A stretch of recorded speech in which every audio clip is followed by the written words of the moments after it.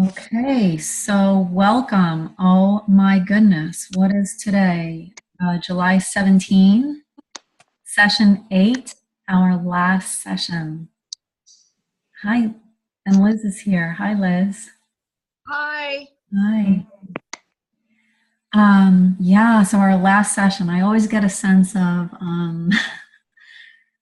not heartache, but um, and I'll miss everybody and sharing this time. Oh, we still have your number. Yes, Yeah. we have the number. Okay, so family recovery essentials. Tonight we're going to take a look at I'm willing to when we have some thoughts that really scare us. And I'm willing to take a look at the future possibilities. And then let's talk about your recovery plan, what you're going to bring forward into your life, what works for you, and what gaps you still might have, and any review. So as I'm talking, just if we would start to think in those terms, that would be great.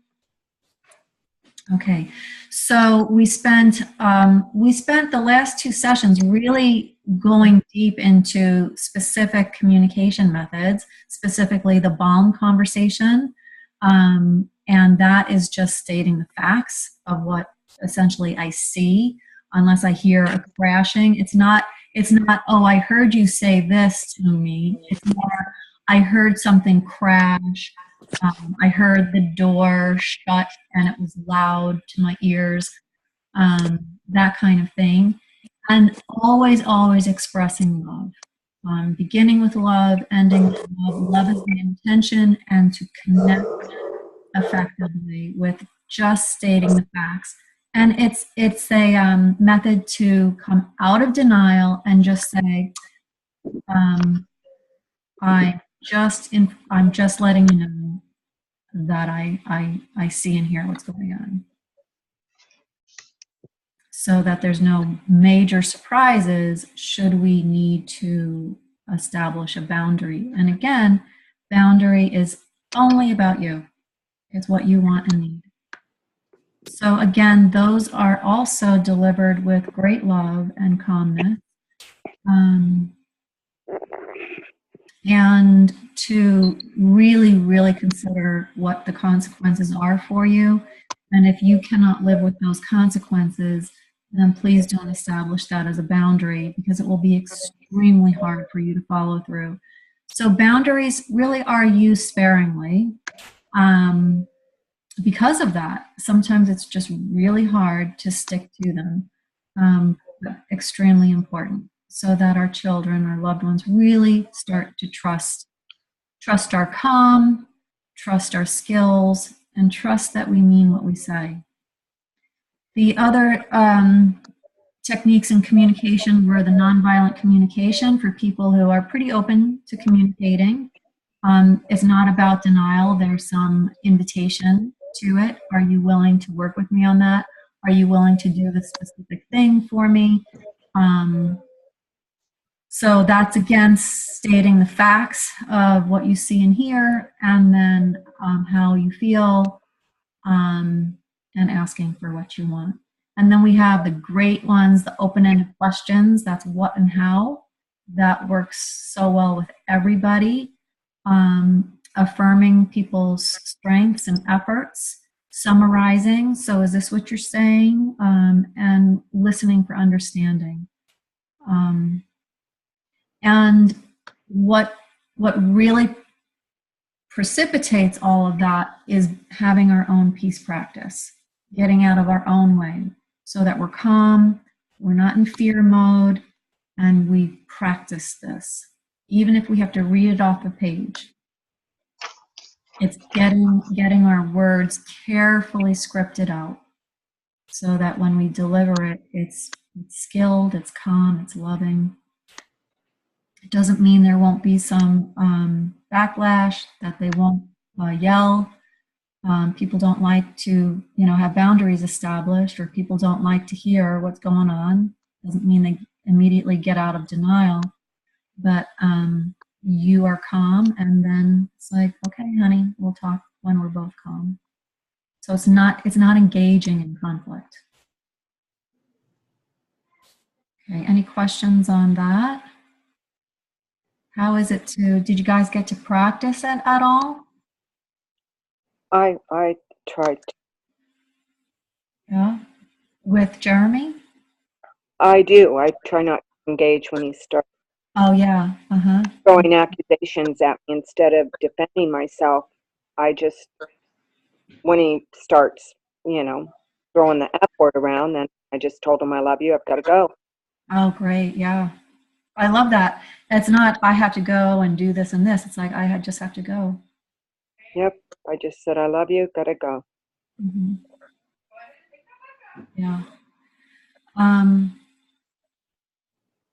Okay. Did anyone else have any practice with any of these communication techniques? I've been practicing with myself because I'm getting myself ready. My son's in town, but I haven't seen him yet. Mm-hmm. We talked just like, I'm so happy you're in town. I would love to see you. Would you like to come over today? And then he wanted to bring his dogs, which was a boundary. So the answer was, I love you, but you cannot bring your dogs. And then he said, well, then I'm not going to come over. And I said, okay. Mm-hmm. So, right. Well, that sounds calm and simple. It was calm and simple, and I'm practicing to myself. I'm writing down my things and I'm saying them out loud to myself. So I'm getting ready for that face to face. So another thing is rather than using the but word, using and. I love you and no. I like that. Yeah, and it's just gentler, and it's connecting, and they hear it as like Positive. Yeah. I like that. Yeah. I love you and no. You've told us that before, but I need the refresher. Boy, don't we all? A lot. Yeah. Okay, so this stuff works unless you avoid or deny your fears. Fears, they come up, they cause a lot of angst, but they do teach us. They are here to guide us. So it's like, fear what you have to show me, fear what you have to teach me. Especially when we question them, they teach us a lot. So this all works unless you're disallowing your emotions. You can hold your emotions and observe them and just have compassion and care for them. They will shift on their own, even if you were having an intense panic attack. If you just breathe and become the observer and allow it to, it will pass on its own. The brain's not going to hold all of that, and the body will naturally exhaust itself. So our emotions too are not something to fear and run away from. That's what addiction is. I'm running away from what I think and I feel. But when we learn to embrace it, it's a healthier way, and we learn tools to manage it all. And all of this works unless you stop focusing on your own recovery, right? And the benefit of having our own recovery is we live a much more fulfilling life. I find that it's like a lifeline to every relationship and to every opportunity for happiness. So wow, thank you. That I really needed to dive into my own recovery. So let's do a little breath work, and I invite you to just get comfortable and breathe. Just notice your breathing. No special breathing. Just notice. Notice any sounds.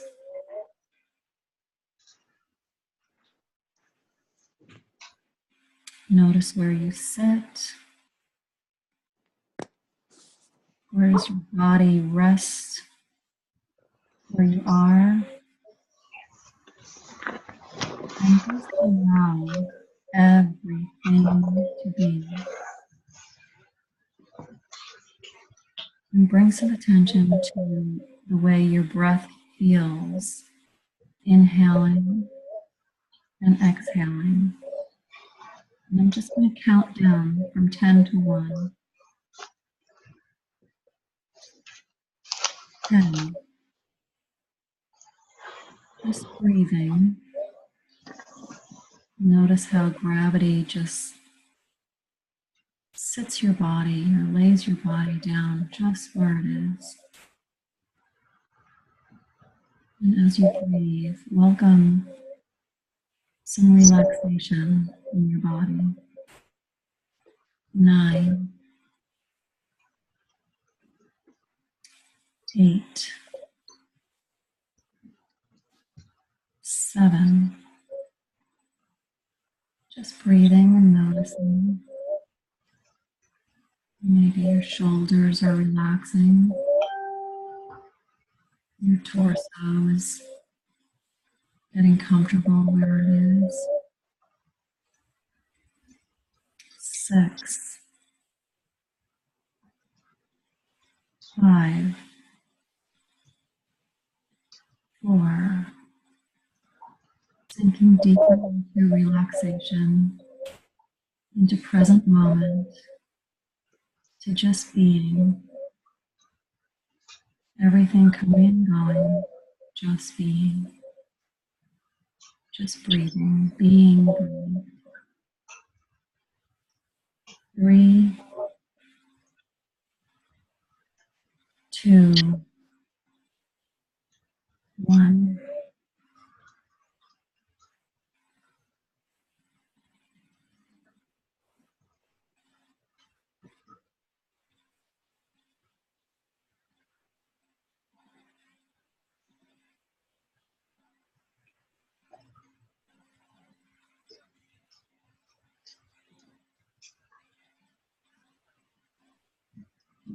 So, welcome again.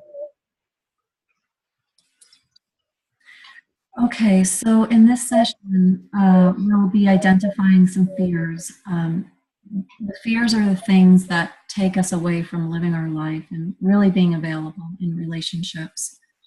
And when we're available in relationships, we can be proactive, effective, and peaceful at the same time, even though things out there are stormy. When we're available in from a centered place, we're proactive, effective, and peaceful. So please just remember that we observe our thoughts, and we're just holding our imaginations of the future. We're holding our thoughts and beliefs, and when we believe our thoughts, that causes the pain. The thoughts are nothing, right? They're just nothing. They fall from the sky like a raindrop until we attach and believe them. And if it's stressful, then we suffer. So now we get to question our thoughts. So if you could write a list, what is it about the future that you fear? I'm afraid that. What? What are you afraid of? That my son will never recover. Yeah. He's permanently brain damaged.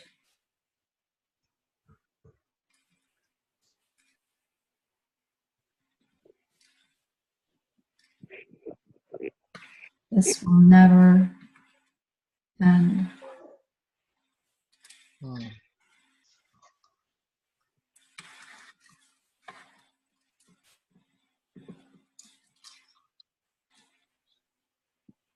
I'll always be waiting for the next shoe to drop.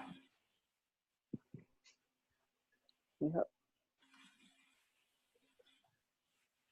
Yeah, or I'll always just be in fear. I'll always be in fear. That's a fear. Right.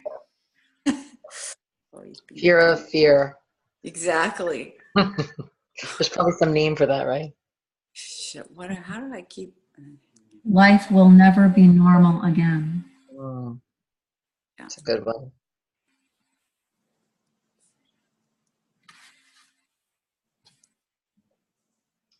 Did you say I'll always be in fear or live in fear? I think I'll always be in fear is what I wrote down. Okay, so let's take a look at fear. I'll always be in fear. Has everybody believed that? I mean, Not our children are addicted, right? And they could relapse the rest of their life. Yeah. And then we believe I'll always be in fear because of that. Is it true? You will always be in fear because your child's addicted. No. no. I think yes. Okay, so can you absolutely know it's true? You will always be in fear because they're addicted. Guess not.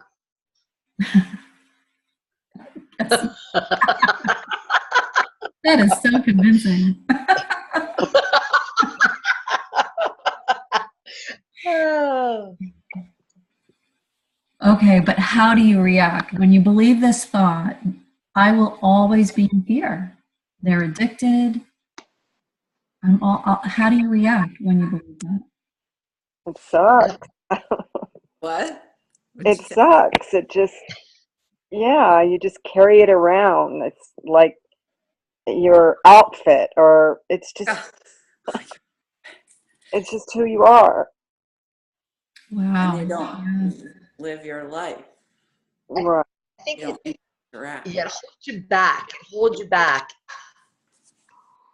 Mm-hmm. Yeah. What were you saying, Lisa? I didn't hear yours. Oh, that wasn't me.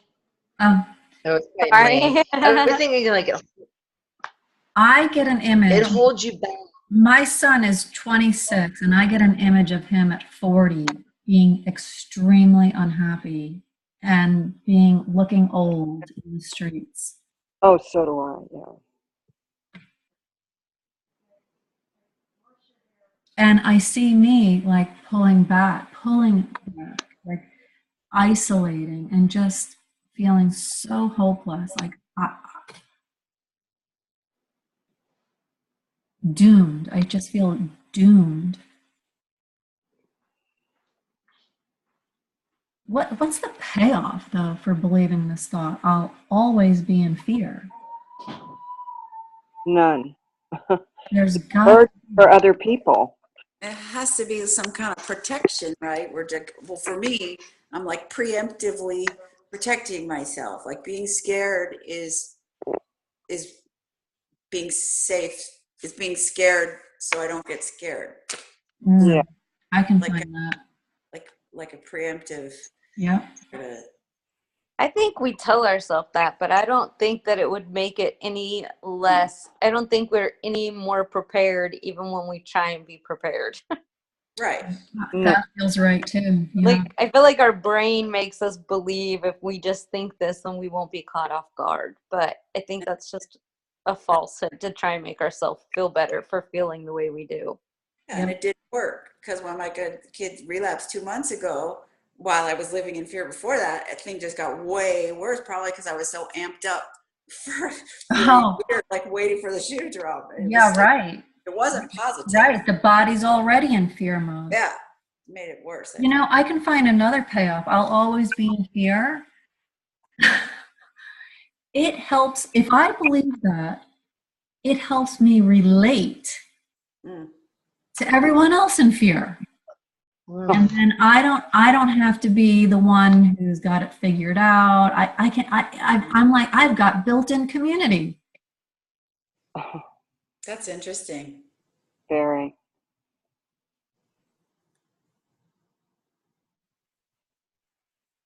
And it helps you relate to your child because they must be living in fear. Oh, wow. That's a good one too. That's a good one. Okay, so do you need this fear to relate to anyone? Does it even work? Like Lisa was saying, does it even work to prepare us No. to believe this thought? Is there any non-stressful reason to believe this thought, I'll always be in fear? Well, that magical thinking thing, but that's stressful. That's But I'm saying it's stressful, right?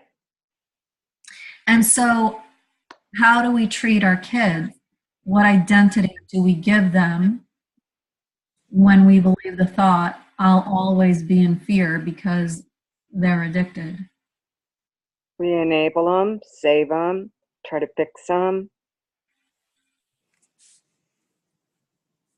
Well, I'm my son's victim, and he's to blame.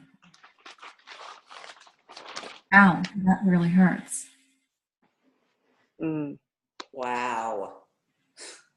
That Okay, that really- again, that we relate. How do we relate to our kid? And you said that I'm my son's victim. Is that what you said? How do we treat our kids?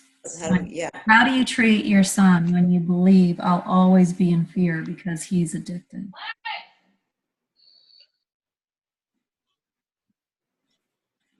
I put a lot of responsibility on him that his addiction, essentially he is the cause of my fear. Yeah, that's so true, Joanne. And that really hurts. That has just totally disconnected me from unconditional love. I'm feeling that so deeply right now. It makes me nauseous. I do that too.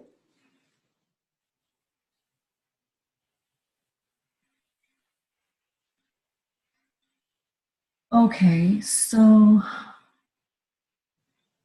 if you can imagine the future, and let's say hypothetically, there's relapses or slips, and this sense of, oh my gosh, this really might be never ending, or cycling through all these stages of addiction, back and forth, back and forth. Who would you be without the thought, I'll always be in fear because of it?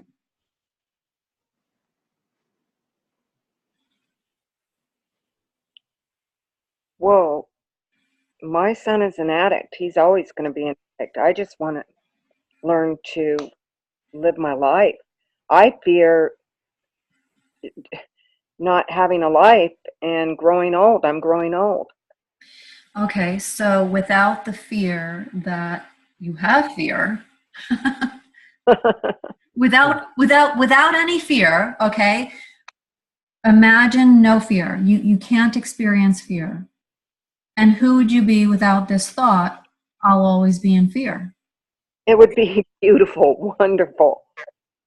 Free, unchained, unshackled. The air would be different. Just free. Wonderful.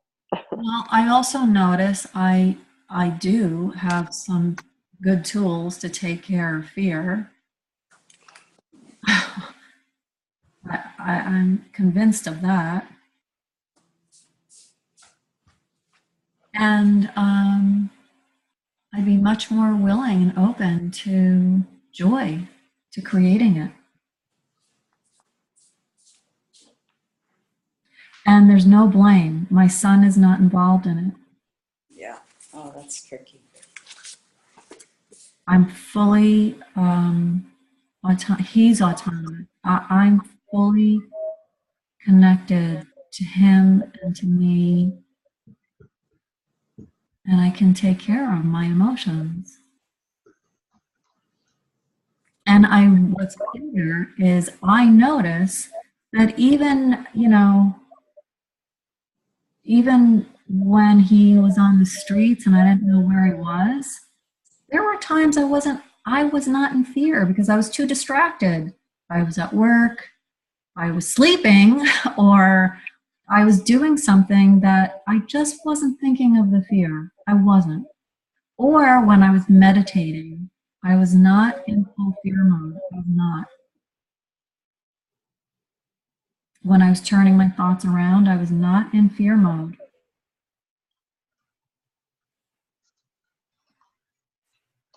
So now I have a much more realistic view without believing that thought, I'll always be in fear. It's not an always. It's not. So there's no always. Take the always out. Because I just said it. And also, it wasn't fear, it was more grief. A lot of heavy feelings. It was more acceptance and grief than fear. Yes, acceptance. More like present moment acceptance.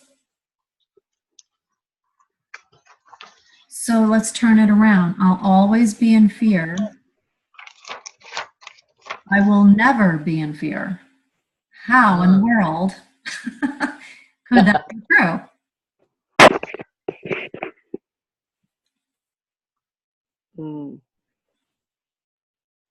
Can you say that again?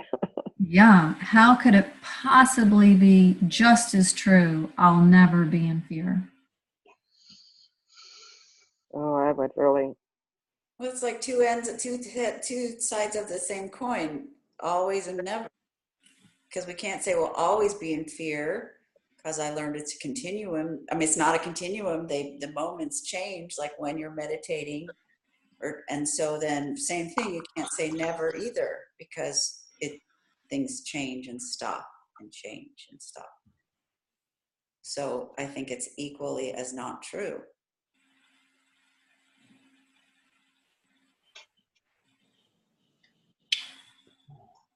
I'll never be in fear.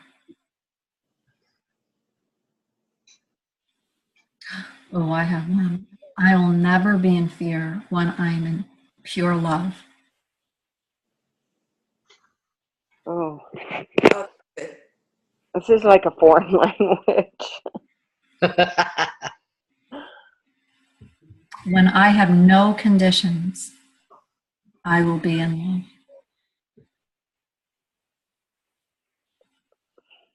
And I will never be in fear if I'm in love. if I am in pure love, unconditional, giving, compassion, surrender, acceptance, patience, understanding, not wanting or needing from him. And when, like, my mantras become, what would love do? Love would just love. Love. Like, there's no taking in that. That's when I will not be in fear. That would be impossible to be in fear. Total present moment love. Impossible to be in fear.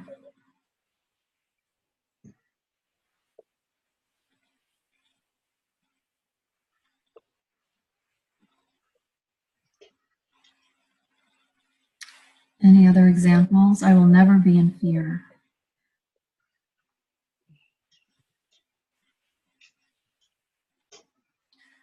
Okay, so sometimes surrender means giving up trying to understand and becoming comfortable with not knowing.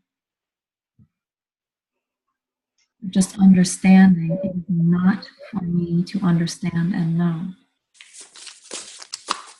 And so my job, my only job, is to come into a place of love, a heart and mind of love. That's my only job. Hey, out. Go on. Which is enough to do, you know? Like, sometimes it's not so easy to get to that place of pure love.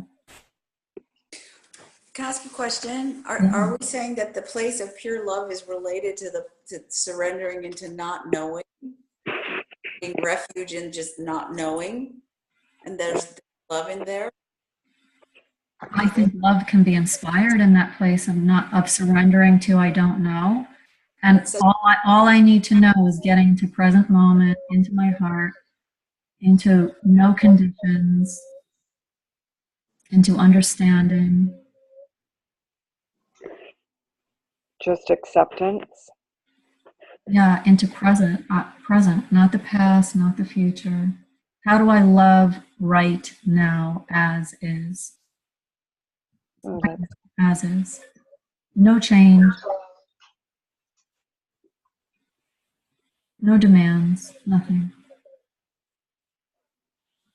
being present. So let's stay ahead of fear. So I'll always be in fear. When fear shows up, how can you be open to just thinking about fear? I'm willing to just think about fear. I'm willing to think that I'm never going to be able to be free of fear. How could you be willing to just think that?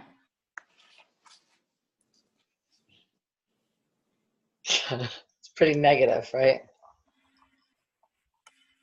Well, I don't know. I mean, positive, negative, it's what we're doing. Like, we do have that thought, I'll always be in fear. Like, my child's addicted, and, you know, it's not true that I'll always be in fear, but it doesn't stop the thought from coming in. So how is it that you can be willing to have this thought show up a lot? We allow it. Why?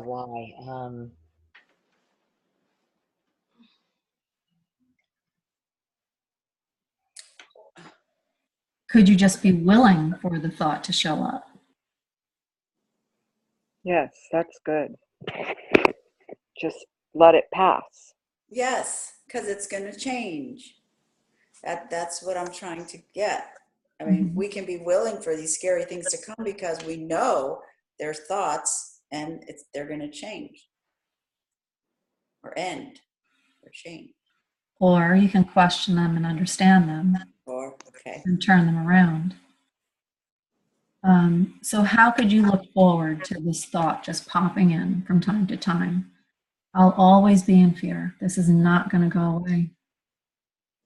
How could you look forward to that thought? Ay, Just takes practice. it's so hard.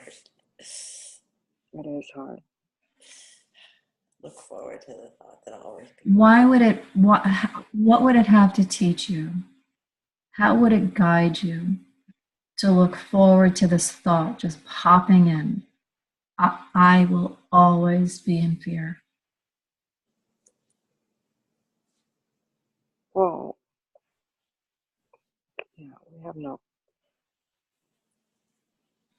How could you look forward to having this thought 5 times every day for the next week? Does it make sense to say because I'll learn every single time that it doesn't strangle me, that it's going to change? Like if I look at my dog or if I look at my bird feeder or something, then I can't. So can I look forward to this thought that I'll always live in fear? Because each time I get that thought, I'm going to learn that it doesn't kill me. That makes sense? It does to me. Okay. So it's like practice. So we can look forward to this because even though it's a thought, if we don't believe it, or even if we do believe it, it's going to prove to us that it's going to change. Well, we're still here. Life still goes on, right? So we're still here. Even though we have that fear, we're still here. Yes. Still here and life goes on. So why does life go on? It just does. I mean, if we're lucky. I think it's a deliberate choice. Oh, I think so sometimes too.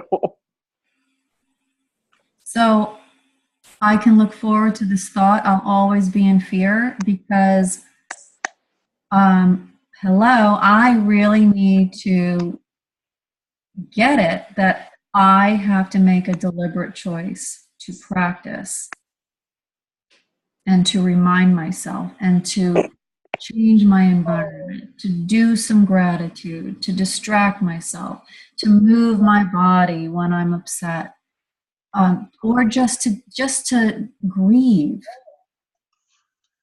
to allow my emotions. I have to take care of this, or I am going to victimize myself. Or just to cry when you need to cry and not try to be so strong. Yeah. And also to remind myself, always does not exist. Always does not exist. It doesn't exist. It's a word that is not true. It's a stupid word. Where'd it come from?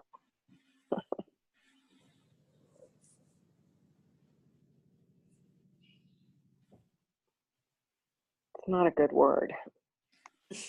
So how could you be willing and look forward to this never ending?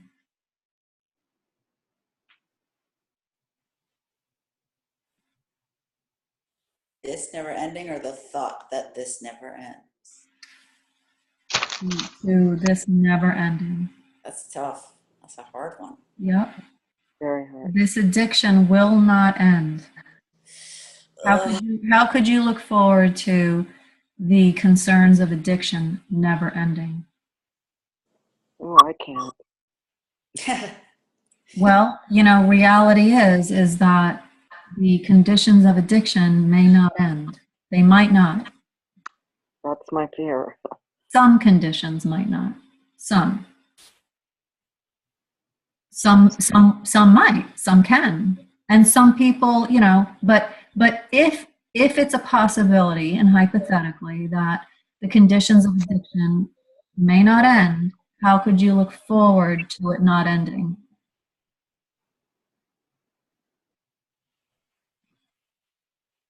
Oh, I can't. Yeah, this really stretches us, doesn't it? Yes, it does. Because we hang on to our fear for dear life. Who would you be, really, if you could live beyond the fear?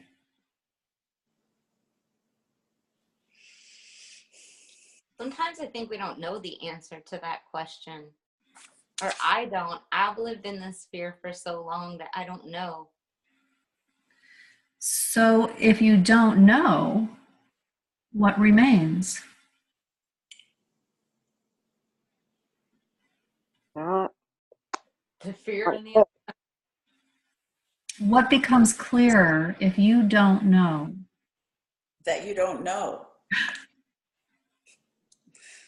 That's the thing. And if you don't know, what becomes clearer in the not knowing?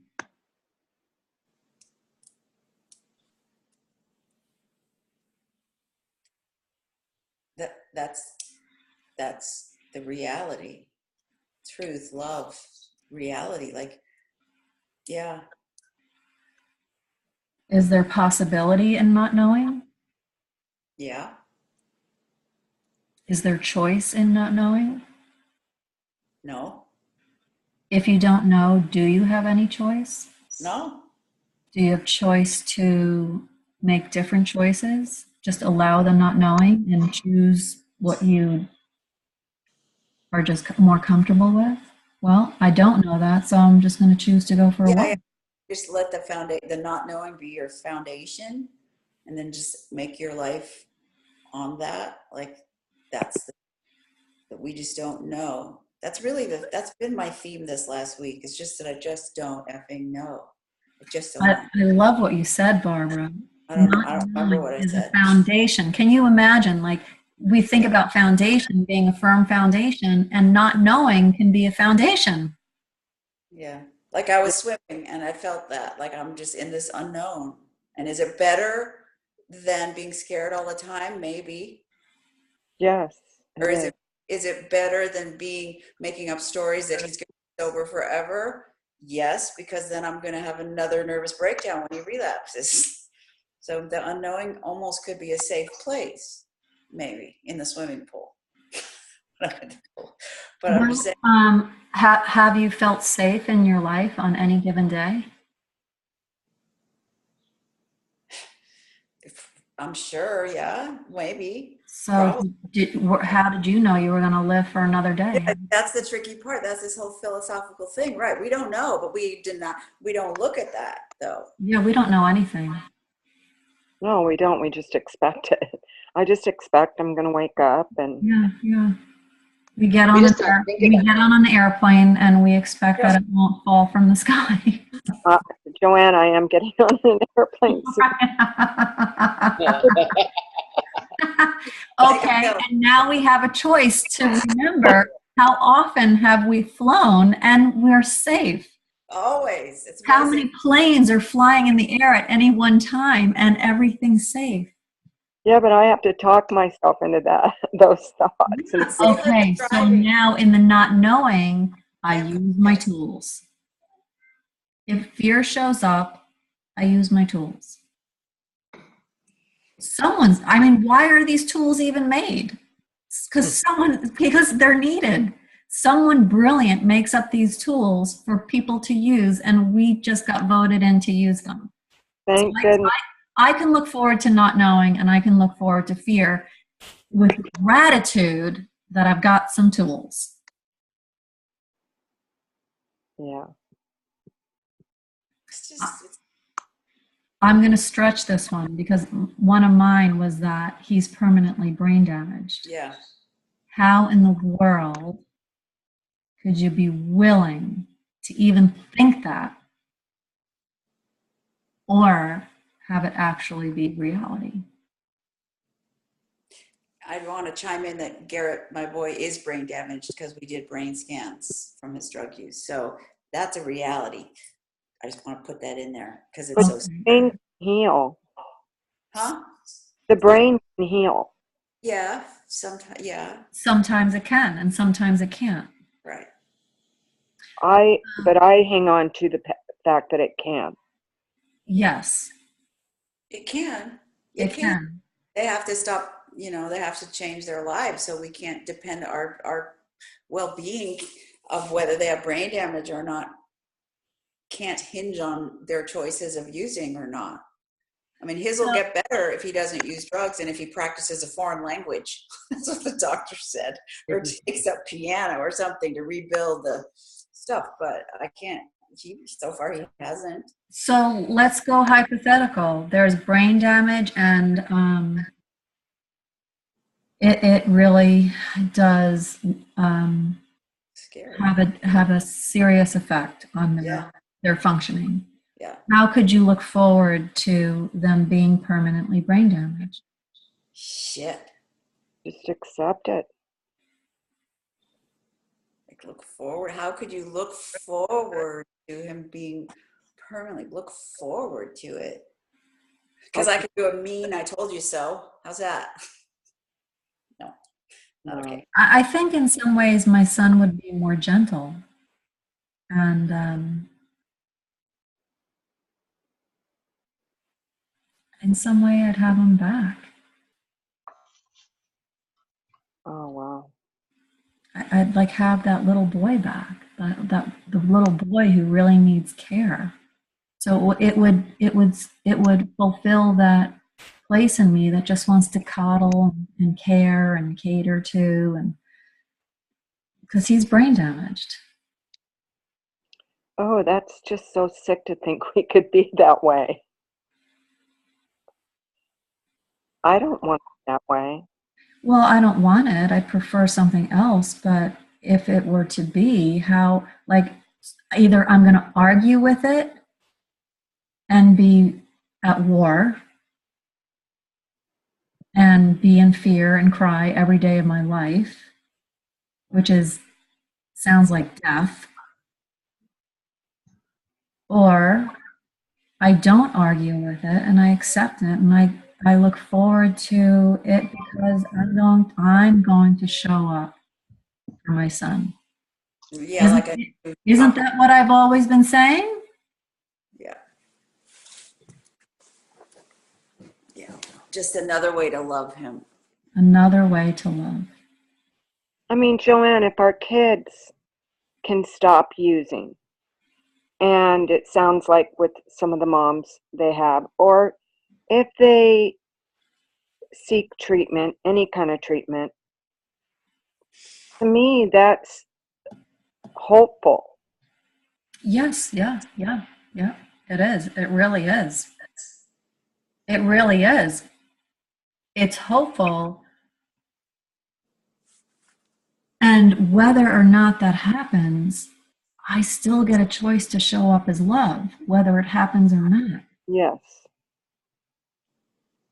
and stay ahead of the fear or take care of the fear when it shows up and just meet reality where it is. Yes, that's why I always say that. Meet him where he's at.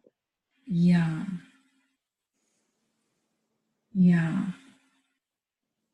But this, I look forward to it. I'm willing to just think about it, or I'm willing to actually have it happen.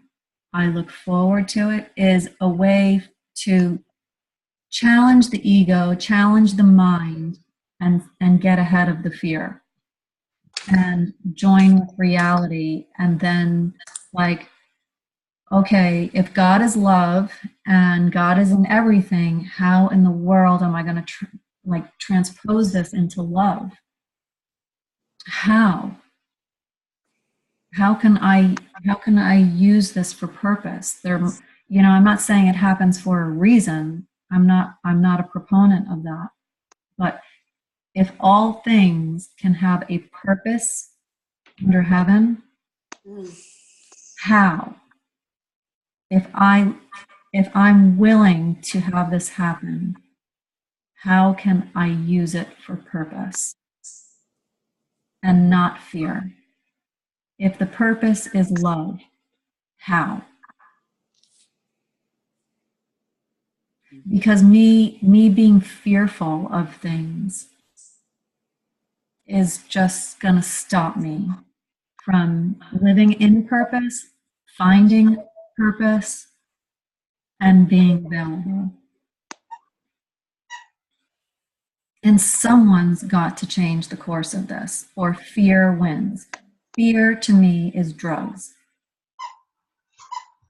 I do not want drugs to win. And I have a choice about that in my own mind, in my own life. Because even if a kid's sober, drugs could win because it will have altered, my relationship, my personality, my fear Yeah. takes still. Yeah. And when we live in fear, when I don't look forward to my fear and taking care of it, I stay in like putting responsibility for that on my son's addiction. Really important. Victim. Like, when does it stop then? When can they be free of my fear? And the feeling And I'm saying, oh, I love you, but oh my gosh, you're the cause of my fear. Like, that doesn't feel very loving. No, I do that. Shit. That's what we do, because we really think that our children are so, like, that we own them and that we're in charge of their lives and their journeys, and that our happiness is dependent on them. Dependent. Well, they can't handle it, and it's not true. It's just not true. It's something we're taught. It just doesn't meet the reality of things. There are happy people whose children are gone or missing or suffering, and happiness is not a constant either. Like, there's no always. Happiness comes and goes. It's an inside job. It's not designed to be a constant. So it's to make the most of what we've got and create a little bit more of that, if not a lot more of that. Honor a life. Honor a life. And even grieve it, but not blame it. Not fear it. Or when does it stop? When are we really going to live this love that we're talking about? I love you until you don't make me happy. I love you purely until you don't make me happy.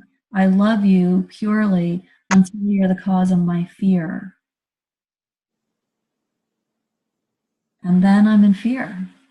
Right. And it's not that we don't love, it's that we're disconnecting. We're separating from them.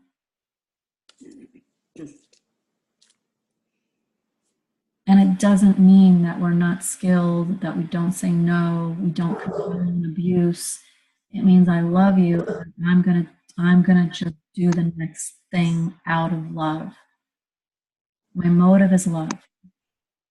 And it's not easy to get there sometimes. Because we're dealing with chaotic, dangerous, scary stuff.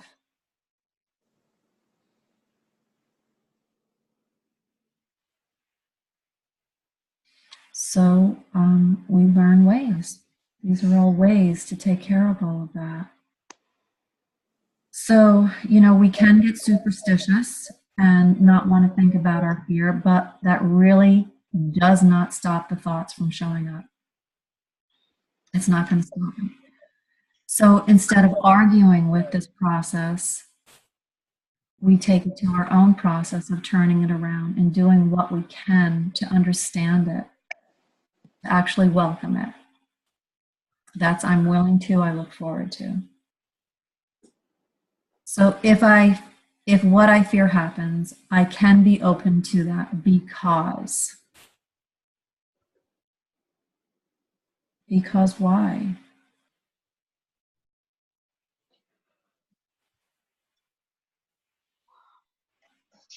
Will it create a seed for wisdom, experience? Will it have its own divine purpose? Will it increase your compassion?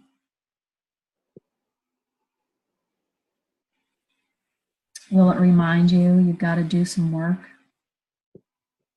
Will it remind you to just grieve, feel? Because on the other side of that is love. On the other side of that is pure love and connection. The very thing that I think is the greatest pain is to ever feel disconnected from love. Yeah.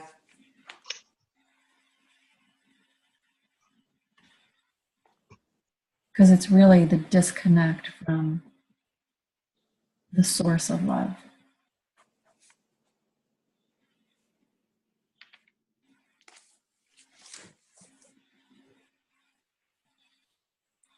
And they feel it too, I'm sure. Our kids. They feel it and they run from it. Yeah. They numb, they try to escape. Yep. It doesn't work, right? We see how painful it is for them. So painful. And so when we know better, we can be a very powerful influence to say, honey, I get it. I get it. I do the same thing. I'm just not using drugs. And I'm here for you. Tell me about it. I know of a detox. I know of a rehab. You're saying no to it? Well, I love you. And when you're open to it, I'll be your biggest cheerleader. Right now, I see that you're throwing things all over my house, putting all holes in the wall, and I need a peaceful home.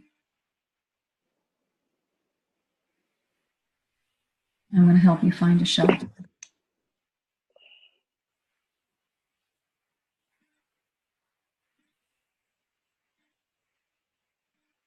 Or I'll pick your favorite street corner and I'll bring you there. I've actually done that. And I'd like to see you next Tuesday. Let's have lunch together.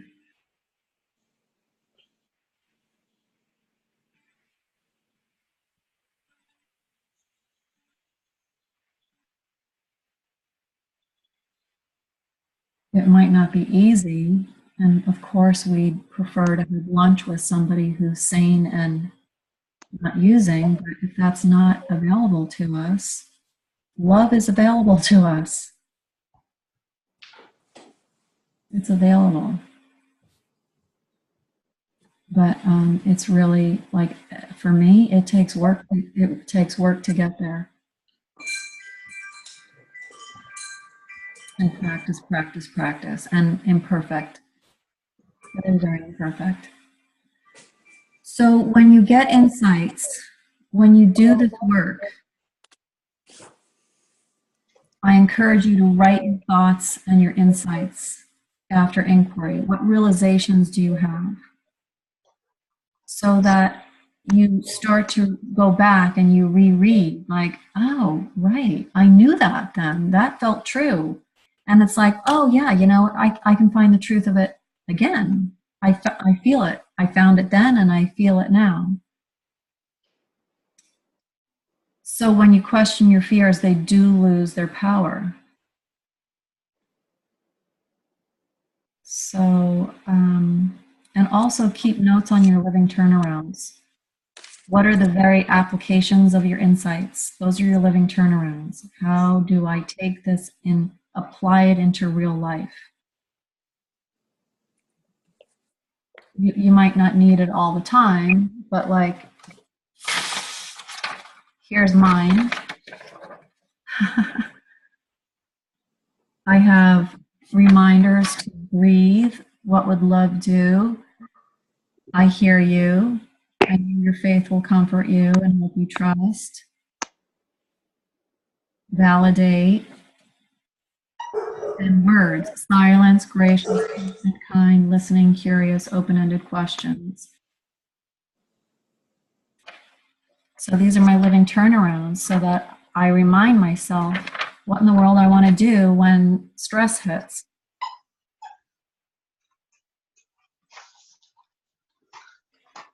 So things like that.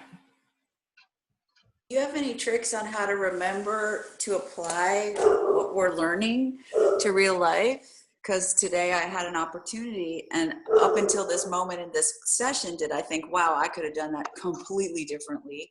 It was an epic fail, I believe, in my mind. That's my dog. And so, like, how do we remember? Is that what tattoos are for? I mean, Yeah. Yeah, whatever works for you. I tend to write it.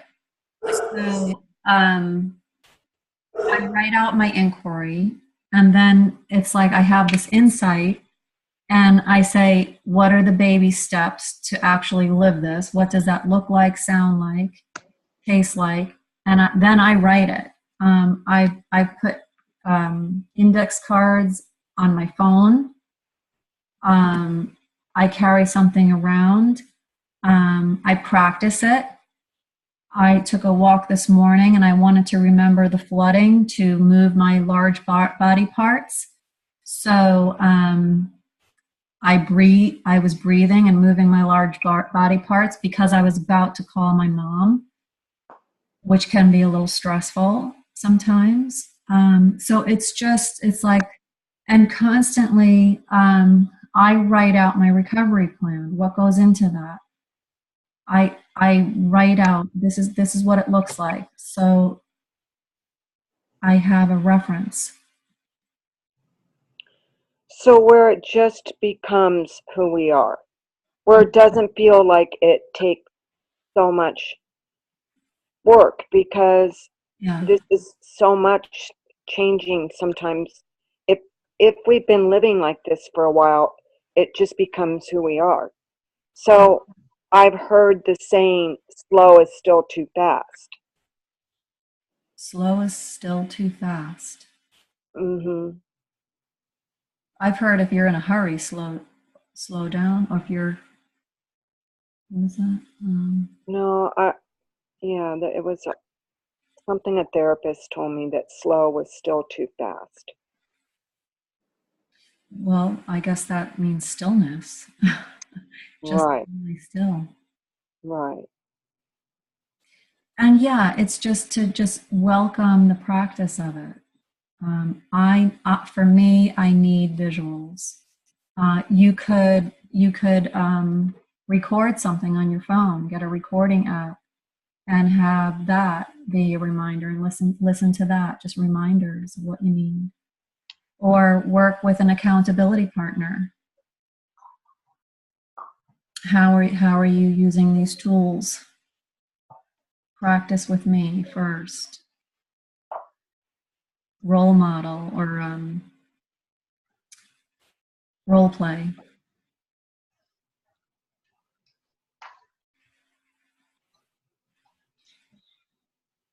Keep yourself inspired. So let's write some things down for your notes. What is your recovery plan? We've talked about ways to calm your fears, turn your beliefs around. You have a handout on taking a belief and going through a cycle of flipping your belief around.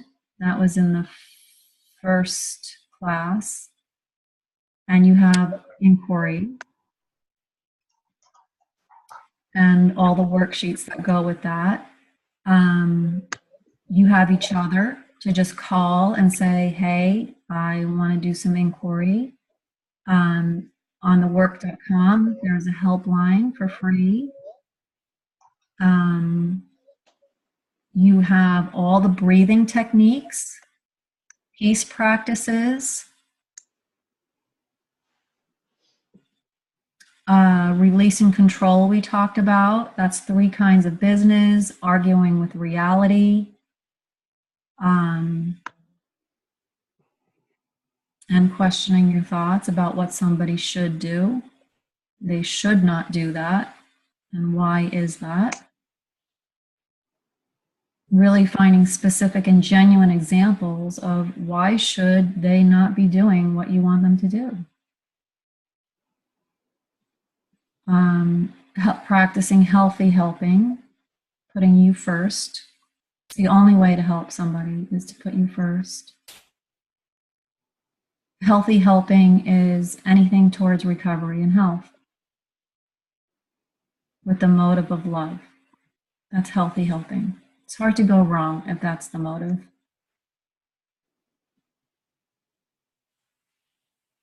You took a look at how to heal your guilt and forgive. Another meaning of forgiveness is what I thought happened didn't happen. You know, they did something to me. Well, it's not personal. They did something because they believe. We all believe something, and that makes us do something else. Or there's cause and effect of what we believe. It's not really personal. It doesn't mean we condone it, but we take care of our own forgiveness and our own guilt first. Lots of suggestions for healthy coping and claiming your own life and your own joy. We looked at lots of communication methods and then staying ahead of fear. You have some handouts on anticipatory grief, and then other tons of, there's a handout on lots of ways to actively grieve. So what do you find will work for you moving forward? What can you apply for your own recovery plan? If you picked a day and you said, this is my ideal day of recovery, what would that look like?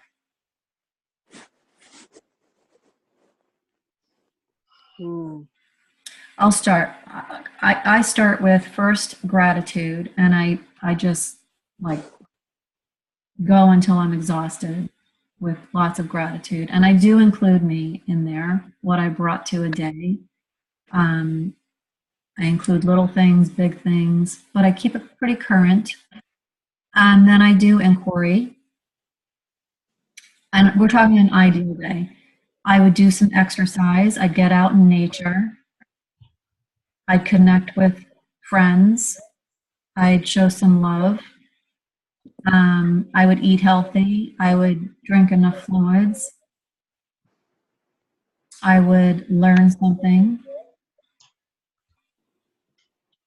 Um, on an ideal day, I might hit an Al-Anon meeting or Parents of Addicted Loved Ones, and I would be of service.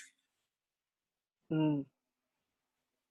And I would reach out with love. I would connect with my kids and just say, "Hey, I love you. This is why."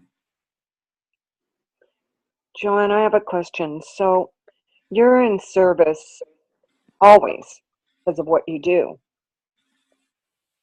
What would be a good way for like myself to be in service? Because I think about that a lot. I think we're always in service, all of us. Like maybe my career is in service. It's obvious. Yeah, But smiling at somebody, opening a door for somebody, random acts of kindness, it is right. in service. Keeping yourself healthy, you serve your grandchildren, Yes. you serve your family.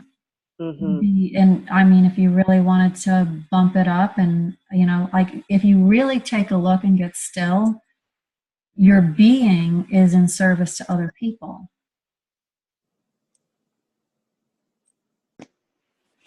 Volunteer work is service. Um, letting someone ahead of you in a car is in service. If you recycle, you're in service. I do that stuff. So I guess I'm in service. Yeah. And so it's raising your awareness to, yes, I am deliberately going to be in service this way. So what does your recovery, what ideally are the things that you want to bring into your recovery?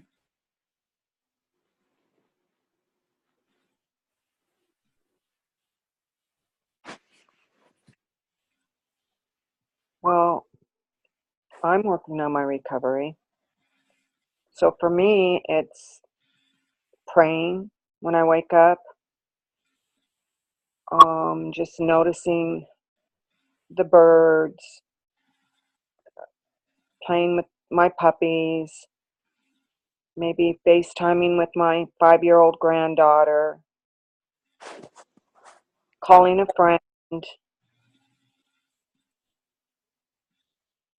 reading a good book. And what tools have you learned that you can bring forward for your recovery? Well, the breathing,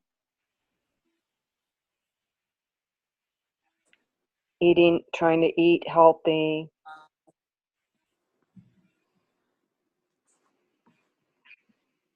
So I encourage you to write it down, have an outline of what your specific recovery will include, what tools are available to you so that you don't have to scramble for it when you need it. This really will take deliberate choice to actually use it. So that, like you said, Deborah, it becomes part of who you are, becomes the new way. Mm-hmm. It is the transformation. You become the living, breathing,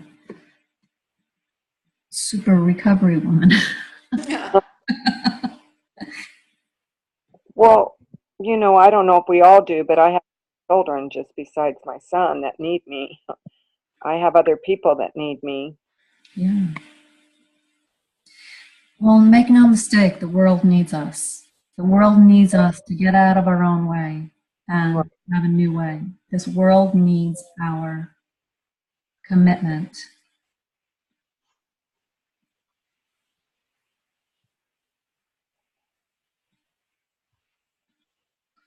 Okay, Barbara, how about you? What will your recovery plan include? Um,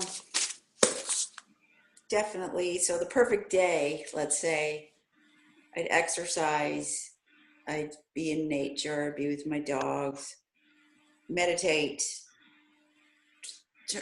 do the trick about when I find myself having a thought, at least the first two, is it true? Is it absolutely true? Because that changes everything in my mind. It gives me perspective that it's just a thought.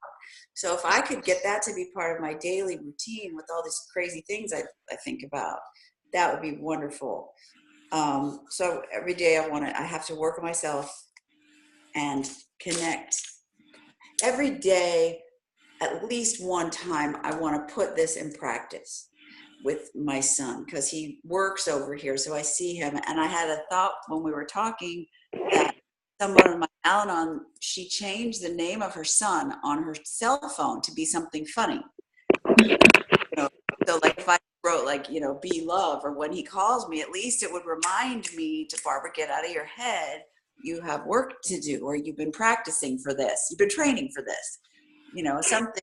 So I'm going to include that in my recovery plan, is put something for when he calls. So hopefully I can shift my brain, because that's the biggest challenge for me is living it. Because I like today, Yep. I forgot. And some days will be like that. It's like, oh, it went out the window. Yeah, and I have to also, my perfect recovery plan is to really get to know this open-ended communication thing. It's like, talk about flooding. As soon as I think about it, I don't even understand a sentence of how I could. So I have to really get that. I don't get that. I don't understand. Those are really powerful. What how? So I have to work. I don't know how to practice that, but I will somehow. Yeah. Liz, how about you? Oh. I think that just concentrating on forgiveness, like just not trying to blame my son for my happiness, trying to put myself into his shoes a little bit, and just, I think, being a little more compassionate to the situation will help me.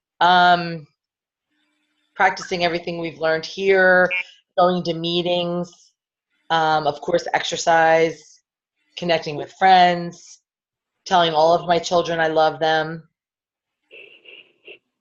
my dogs, playing with my dogs, paddle boarding. I mean, just getting outside of my head, trying to calm myself down before all the fears come rushing in and I just overreact.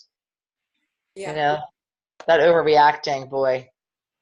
And it gets carried away, and then next thing you know, you're a mess. Yep. Yeah, a lot of work. Yeah. Well, and you see, like some days it will go out the window.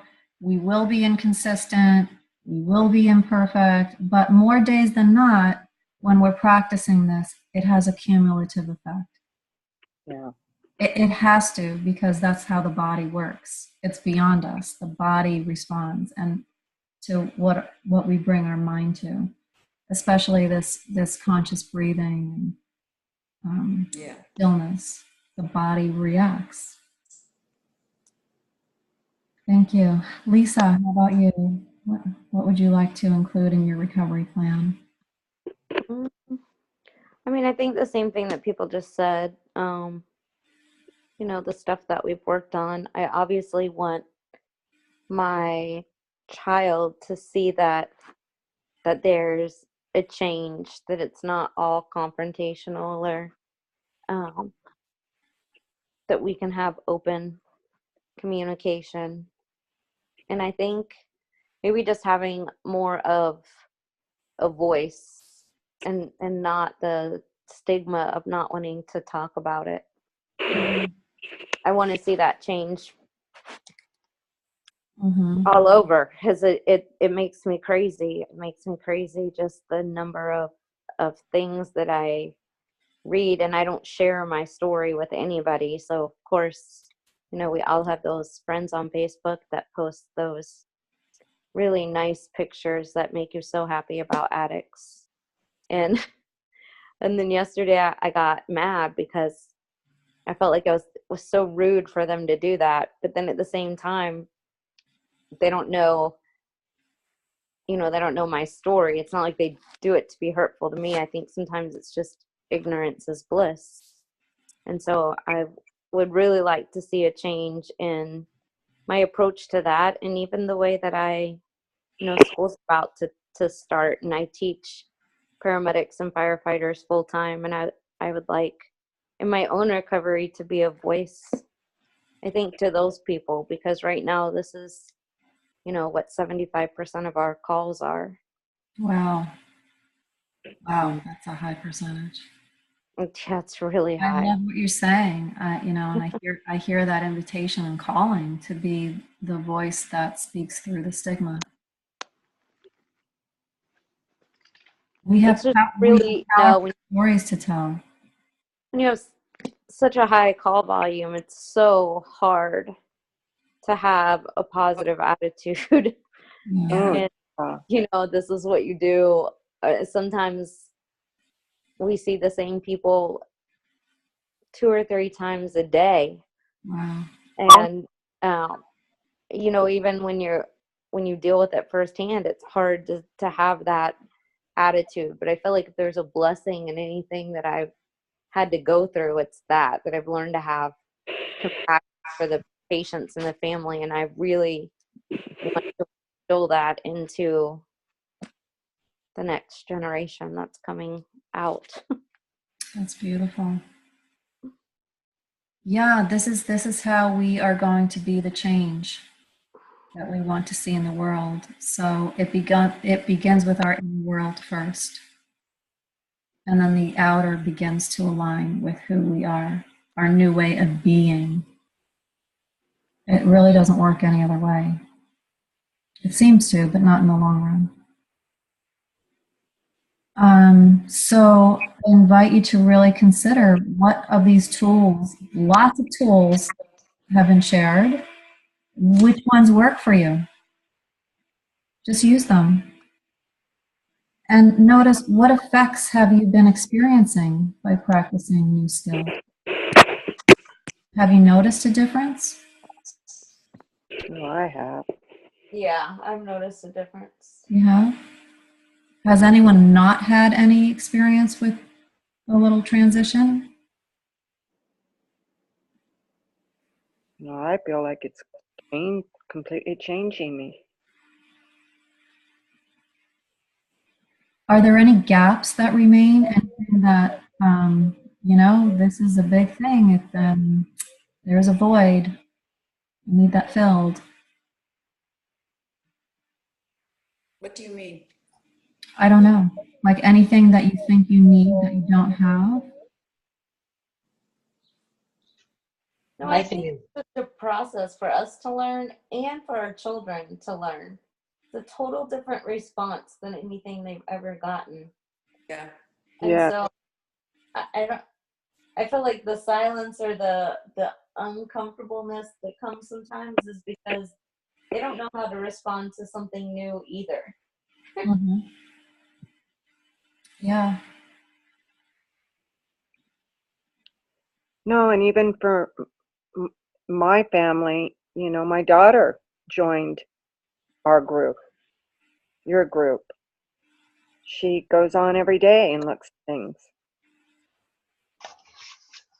Mm-hmm. Yeah, well, you have this material to keep looking at.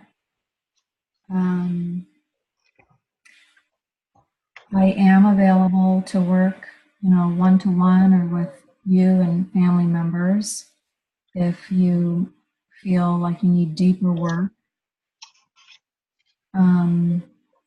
If you felt you need even deeper work, there's a Balm Comprehensive that serves 4 family members for a whole year.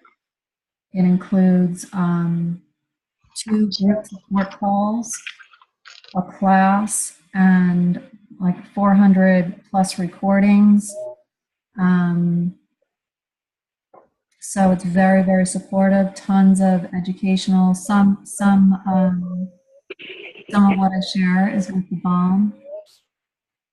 So there, there's always supports for you. And I'd like to send you an evaluation by email. And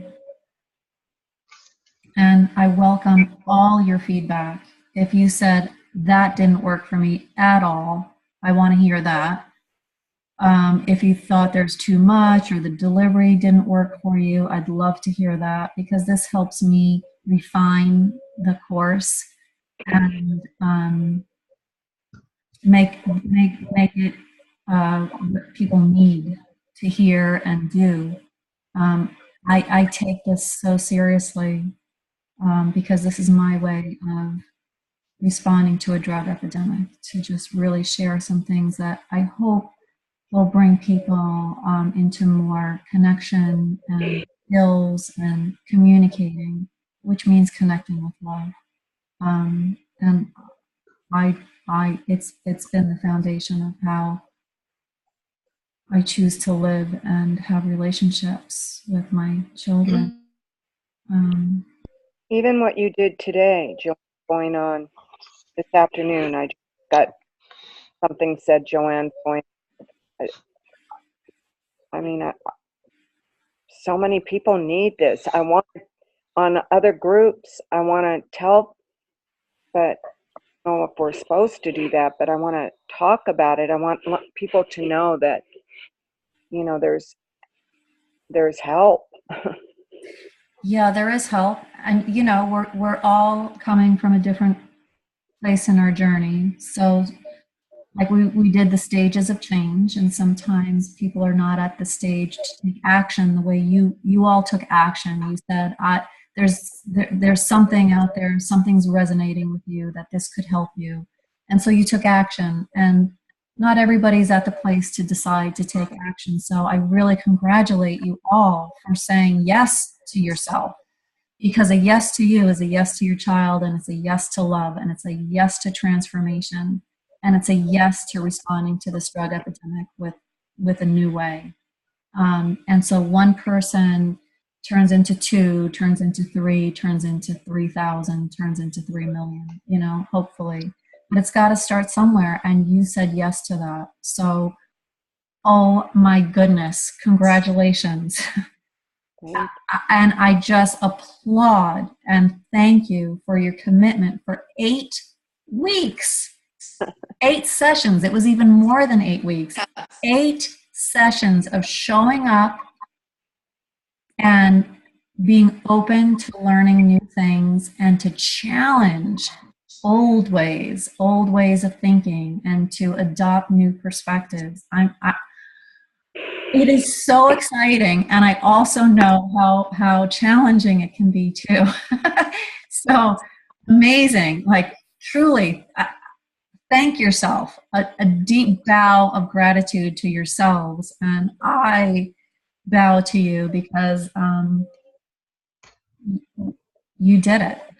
You really did it, and I'm just so proud to share this space and time with you.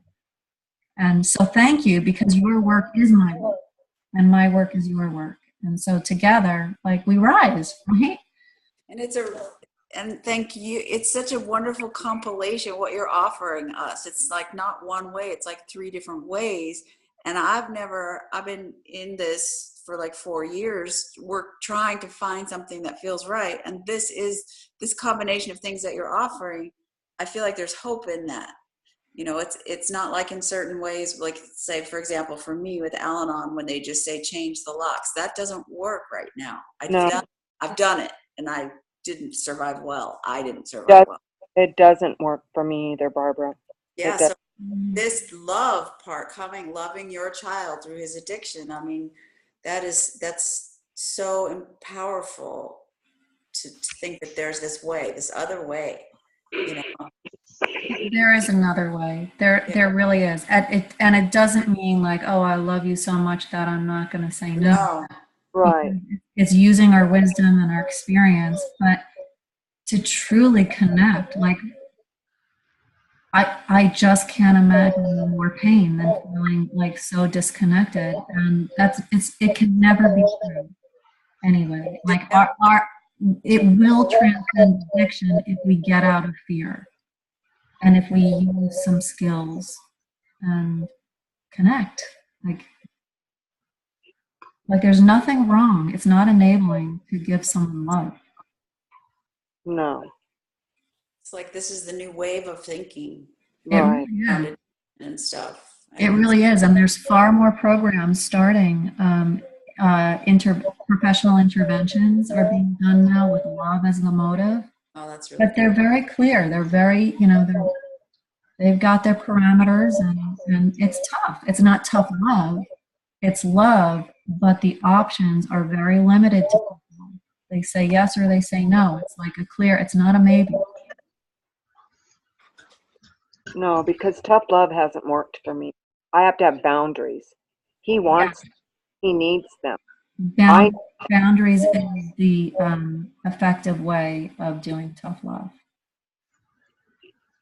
What is tough about love? Like love is love. Love Yeah. is kind. You can be kind and still put out a boundary. And you can always negotiate. Things can change. You can. Yeah, so the purpose is to like keep checking in on you and to have some tools, develop some skills, practice, so that you have options depending on the circumstances, because they're going to change. So it's situation by situation, and hopefully more available to you to meet those situations. And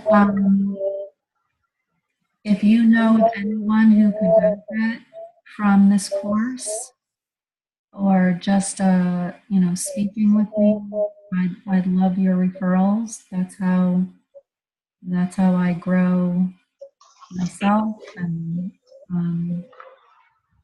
my mission to serve families. So, yeah. Do you guys have any questions, any concerns, any?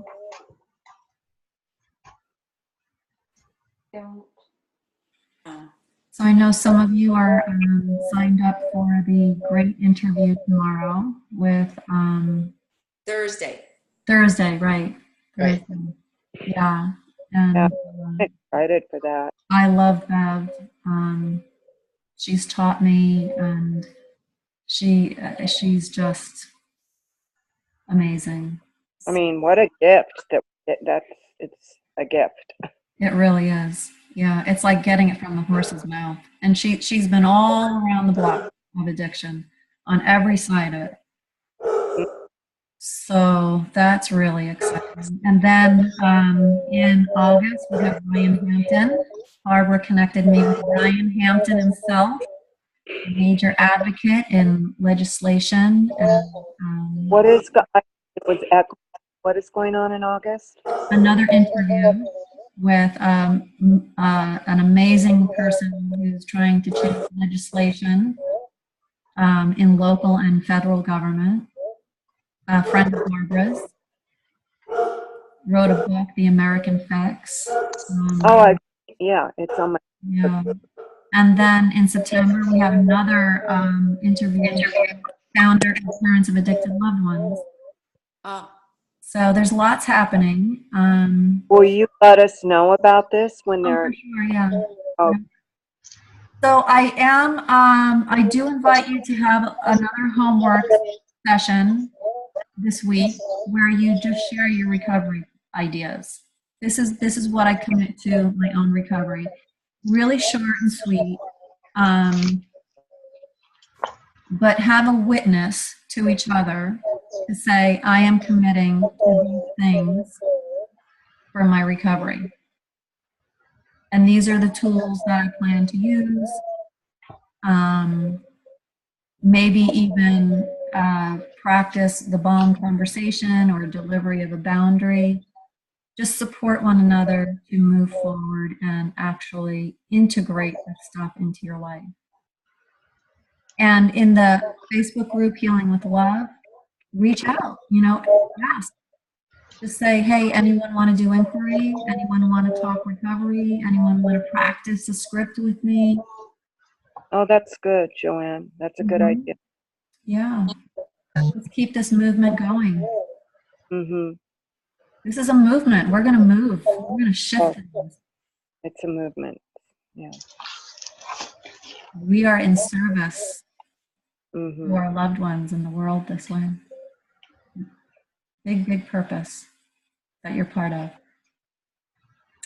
So it's time to stop worrying. It's time to feel calm. It's time to be strong, not stressed. It's time to be okay with the unknown. It's time to be resilient instead of rattled. It's time to do the best you can and to let that be plenty. It's time to focus on what the moment calls for. It's time to let go of the need for control. It's time to be in the here and now. It's time to get centered. It's time to relax. It's time to be fearless. And you are ready. So congratulations for completing this course. You do know how to care for yourself and your thoughts. You do know how to care for your emotions and your fears. You showed up for yourself. Truly, not everyone will. Most will not, and you do. And you will be clear to show up for your loved ones. And you'll be clear to show up in your own life. So well done, all of you. So well done. And for our gratitude thought, I'm thankful for my struggle because from it I have found my strength. Isn't that true? It is true. Who would have ever thought we'd have this strength and wisdom? Who would have ever thought? But we do. So thank you so much for participating in this program. I say drugs do not win here, not when we're doing this. Love does. So from my heart to yours, I wish you and your family peace. Sharing light and love with you, with Austin, with Garrett, with Jeremy, and Logan. We are all connected. And your boys are my boys. And to Kevin, too. Let's put him on there, too. Thank you. Deep, deep gratitude for all of you. Thank you so much. Thank you, everyone. Oh, thank you. Yeah. See you around. I'm going to miss you guys. I'm going to really miss you, too. Yeah, if you have any questions, please just get in touch with me, okay? Okay.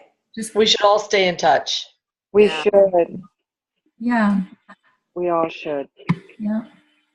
Mhm. Thank you, Joanne. Yeah. Thank Bye, you, Joanne. Guys, so much. If I could talk to you every day, Joanne, I would. That would be helpful. Great trip in Hawaii. Oh, thank you so much. Thank you, Barbara. I'm getting excited. It'll be fun. Thank you. So deserved, yeah. Thank you, Deborah. Thank you, Barbara. Thank you, Liz. And thank you. So much. Thank you. Good night. Good night. Right.